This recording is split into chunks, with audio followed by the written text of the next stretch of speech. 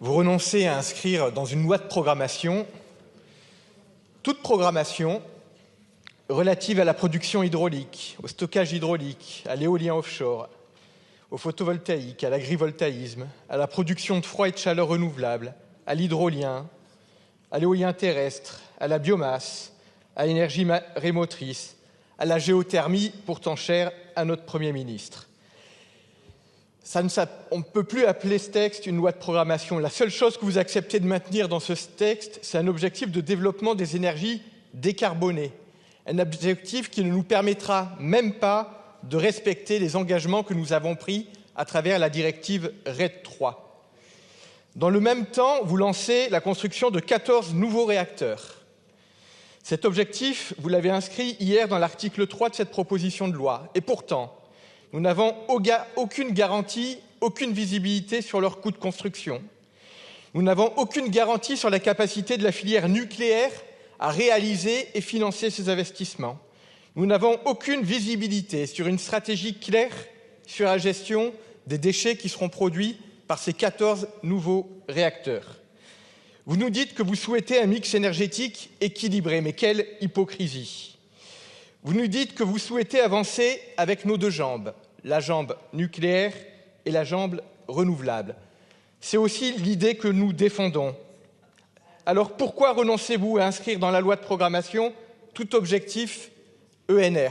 Vous refusez même jusqu'à l'emploi de ce mot dans le texte que vous nous proposez. Vous nous dites que vous êtes soucieux du prix de l'énergie et vous refusez d'engager par la loi notre pays vers des énergies compétitives pour ne froisser aucun de vos alliés sur ce texte. Vous nous dites que vous souhaitez réindustrialiser le pays, mais vous renoncez à soutenir un tissu industriel qui s'est créé ces dernières années, notamment dans l'éolien offshore, parfois avec des grands groupes internationaux, mais aussi souvent avec un tissu de PME qui s'est développé dans nos territoires. Vous devriez donc renoncer et retirer l'amendement 568 que vous nous avez présenté.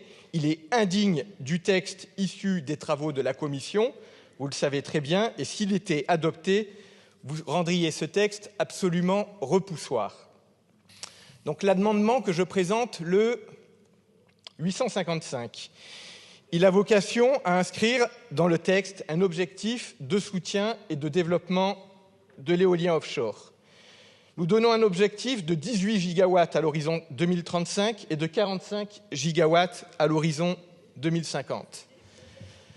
La France dispose d'un véritable atout avec sa façade maritime. Nous avons là un gisement incroyable, exceptionnel, pour à la fois décarboner nos usages, pour à la fois soutenir des emplois nouveaux, pour à la fois réindustrialiser notre pays.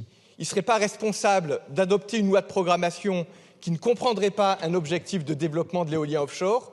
C'est une énergie compétitive. Les derniers appels d'offres ont fait preuve de cette compétitivité-là. C'est une filière industrielle déjà créatrice d'emplois. C'est une filière industrielle qui est aussi en capacité de s'exporter à l'étranger. Le manque de visibilité sur cette filière-là a déjà mis en péril un certain nombre d'emplois. Je pense en Loire-Atlantique, dans les usines et les bureaux d'études de General Electric, à Montoire et à Saint-Herblain. Il faut dire stop à cette stratégie de manque de visibilité. Et donc, c'est la raison pour laquelle on a déposé ce sous-amendement qu'on vous propose d'adopter. Merci. Je vous remercie.